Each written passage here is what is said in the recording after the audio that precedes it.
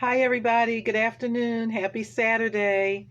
It is April 25th, day 25 of the Poetry Poetry Challenge during this month of poetry. April is National Poetry Month, if you don't already know it. And each day, or just about each day, I've been coming on live sharing poetry and challenging other poets to do the same, to go live with a poem. Normally, every year, we'll post one poem every 30 days or so in honor of National Poetry Month. But this month, in light of what's going on in the world and the challenges that everyone is facing, I just thought it would be great if we would go live and give encouragement through poetry on our Facebook Live or Instagram, IGTV, just to spread some sunshine, spread some light, use our gifts to continue to spread the gospel of Christ, the love of Christ, happiness, joy, a smile, a laugh, just something to uplift those. That's what our gifts are for. So today, day 25, as we count down to the end of National Poetry Month, I have two sets of poems to share on today. And we'll call them couple poems. One complements the other. They were both written at the same time and they're sets. So the first set was inspired by a previous tip that I gave you earlier in the week, and that is to take advantage of the poetry prompts that come up and challenge yourself to write a poem based on a poetry prompt. So, the first set of poems that I'm going to share is from a challenge that I found by a person named Robert Brewster, Robert Brewster of WritersDigest.com. And his poetry challenge is every year in April, and then he has a novel writing challenge every year in November. But my sister and I, a few years ago, we did more than 1 year. We did his National Poetry Month challenge, and on Tuesdays it was 2-4. So on Tuesdays in April, you were supposed to do two poems that complemented each other, and that's where the first poems that I'm going to read or recite come from. And I chose "Follow You, Follow Me." So the first poem is in the voice of God, "Follow Me." That's God speaking to me. And then in the second poem, part two of the poem, is going to be called "Follow You." And it's my response to God's poem to me, "Follow You, Follow Me." Okay, so this is the voice of God. It's a conversation between myself and God, poetically. And his portion is called "Follow Me."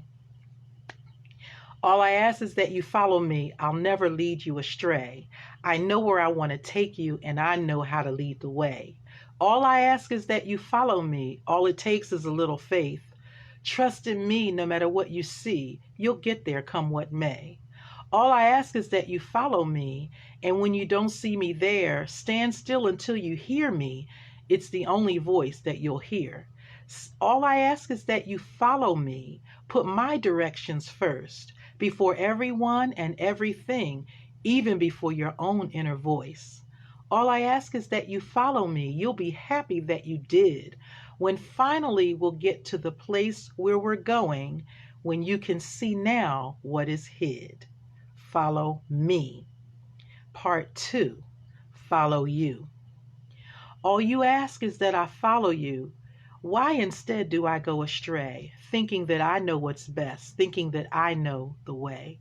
All you ask is that I follow you, but when I can't see you there, immediately I ask directions from others or follow my own inner ear. All you ask is that I follow you. You've got great things in store for me. All it takes is a little faith in you for what I cannot see. All you ask is that I follow you. Why is that so hard to do? Haven't you proven again and again that your love for me is true?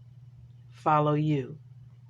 So that was based on the poetry challenge from Robert Brewster of WritersDigest.com. And if you go to his website, it's Poetic Asides. That's the name of his poetry challenge every year in April. And then he has a novel writing challenge every year in November. You can start now. It's not too late to join his challenge, which is to write a new poem every day based on the prompts that he gives you. And so that was part one and part two. Follow me, follow you. So the second poem that I'll share, part one and part two, was inspired by this book. Now I've been showing you books from my bookshelf. Today, another book from my bookshelf. You can see how tattered and worn it is. You can see the pages all bent down, and if you look inside, the spine is coming loose. That's how much wear and tear I've gotten out of this book. It's called Images, Women in Transition, and it's an anthology of poetry compiled by Janice Grana. Now, this was published by the Upper Room Press in Nashville, Tennessee. So you know where I'm going with that, right? This is a Christian publishing company. This is a Christian collection of poems by women all over the country, published in 1976. How did I find out about this book? The same way I find out about all these old books that I have. I treasure my books. My mother was moving, and we were helping her box up all her books. And you know how you get the mommy can I sometimes. So I saw this book and I said, oh, this is poetry. Mommy, can I have this? Mommy, can I have this? And she said yes. And so that's how I got the book. And I immediately started. I must have read through this book 4 times already. The poetry in this book inspired me so much. This anthology of poems by women all over the country, published by Upper Room Press. It inspired me so much that I actually started writing in the back. I don't know if you can see. I started writing poems in the back. I was so inspired by this book. And basically, what they did is they sent out a newsletter, and they asked women on their mailing list, you know, if God's been dealing with you with any kind of poem, please send it in to us. We're going to ask you to share your stories of spiritual struggles, celebrations, challenges. And in a short time, they said they had over 600 submissions to this book, Women in Transition. You can get it on Amazon.com and check out Upper Room Press. They're still in existence. Janice Grana was the executive editor for many years of the publishing company. She has since retired, but this book, like many others, is still a treasure to me. So I'm going to read now part one and part two of the poems that were inspired by this book. Part one is Images of Me. Part two is Images of Them. Again, the title of the book is Images, Women in Transition. We know we go through a lot of transitions from transitions into motherhood, transitions into salvation, transitions into different ages of life, teenage, young adult, and seasoned, which I'm in now. So Women in Transition is the name of the book. It's called Images, Women in Transition. And here are the 2 poems that the Lord blessed me to write after reading this book 3 or 4 times already. Okay, part 1, Images of Me.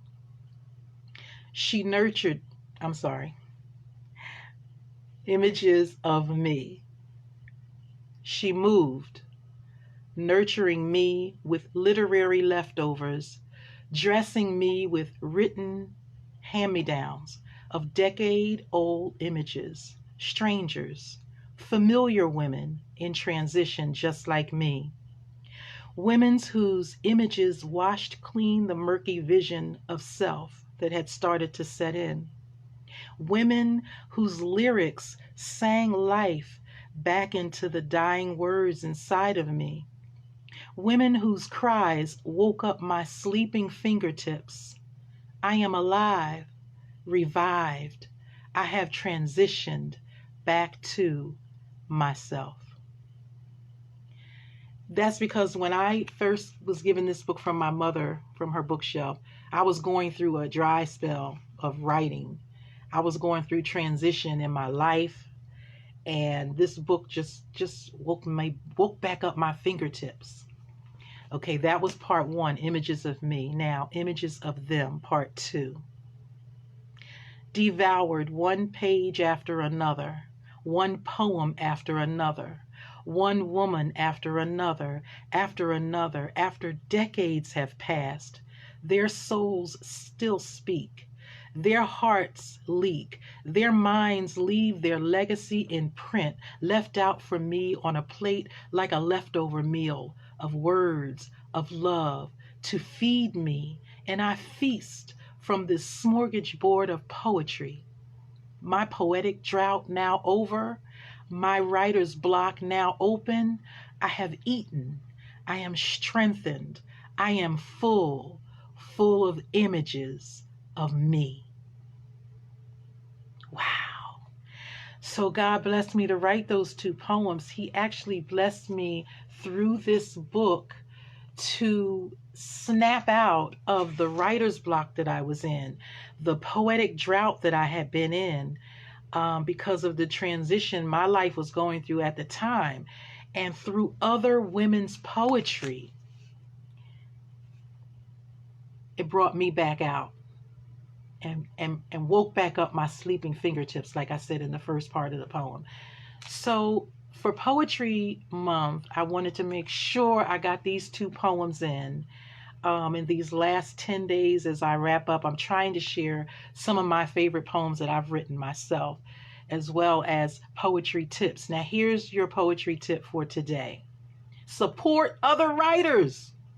This book was published in 1976, compiled of over 600 women across the country's submissions to a Christian publishing company. Okay.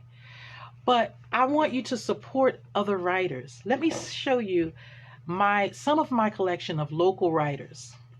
Supporting other writers starts with, yes, listening to them, giving them encouraging words, but also buying their books. Okay, so I have a whole lot of books by self-published authors, because for many years I knew I was going to write a book one day, and every time I met a self-published poet, I bought their book. I was so excited for them, to meet them, to sit and talk with them, because I wanted to learn what they knew. I wanted to feast and glean off of what lessons they learned. So here's starting with the very first book, the very first poem. Hey, Deneen. Hey, Latoya. Is my cousin, First Lady now, First Lady Gwendolyn Kinlaw, but back then she was Gwendolyn Middleton, and she has two chapbooks. This was 1980, and then she did a part two, Reflections. See her? Isn't she cute? She still looks the same. She never ages. So I was able as a teenager to meet, to know, to be familiar with a self-published poet in my own family. Yes, my cousin. Yes. Then I expanded my collection as the years went on. Sandra Turner Barnes, you've heard me talk about her. She's a phenomenal writer and jazz musician. And we're praying for her and the loss of her husband during this time. But this is her first book. This is her. This is Sandra. Always a Lady. Her chapbook. She has several chapbooks. That's not the only one. Brother Todd Evans, aka Son of Sam, his chapbook, Just Like Jonah. He did something with his gift of poetry. It's so important to support other people. Not only did he become a poet, he hosts 3 different poetry open mics in 3 different cities in New Jersey. Yes, and supports everybody. And this woman, she is just thebomb.com. Octavia, yes. Octavia McBride Akpe. I'm sorry if I pronounced your name wrong, Octavia, but I have looked up to her since I met her through her mother. the late great Dorothy McBride and Deacon Theodore McBride, and she has been all over. She's spent time in Africa. She has written poetry. This is just her chapbook. She has a couple of other books as well, and she's a teacher. Her daughter is thebomb.com part 2 because her daughter is also Sojourner. She's also an awesome poet, and I have even more poems. I support local authors, and I encourage you to do the same always. And this is also from Sandra Turner Barnes, but mostly love. Then we have, you can do a lot. You can do a book. You can do a perfect bind book. You can do a chapbook. You can also collaborate with another poet. This is something very phenomenal. These two sisters, these two women, Runette and Victoria, they have their own open mic at Germantown Church of the Brethren in Germantown section of Philadelphia. But they published a book, and look at the unique design. They each share the cover, and this is them. Sisters in the Lord, Sisters in Poetry. And last but not least, my friend, my sister in Christ, Joanna Fashina. This is one of 5 or 6 of her books. She also has a YouTube channel and a Facebook page. And the thing I admire most about her is she put in the front of her first book her testimony of her life and how she got saved. So that's just a little taste of what supporting local poets looks like. Supporting other local poets. Supporting authors. Yes, we buy and collect the books by the greats, Maya Angelou, Angela Walker, Nikki Giovanni, but we also should support local authors, people that we know. Deneen, hey Deneen, I have your book around here somewhere. Lord have mercy, forgive me. To be a rose, yes. So support other authors. That's your tip for today. Support them, encourage them, purchase their merchandise, read their book, tell someone else about their book. I'm going to tag all of the poets whose names I mentioned later on today. I forgot to do it before I went on the Facebook Live. But so those were your poems for today. Follow you, follow me. Conversation with God. And then images. The second poem, images of me, images of them. And your tips, support local poets. Well, that's all for today. I hope you enjoyed today's Facebook Live of poetry and tips. I'll see you on tomorrow with another selection of poetry and another tip just for you. In the meantime, share your gifts. Your gifts were meant to give away. So get to giving. Bye.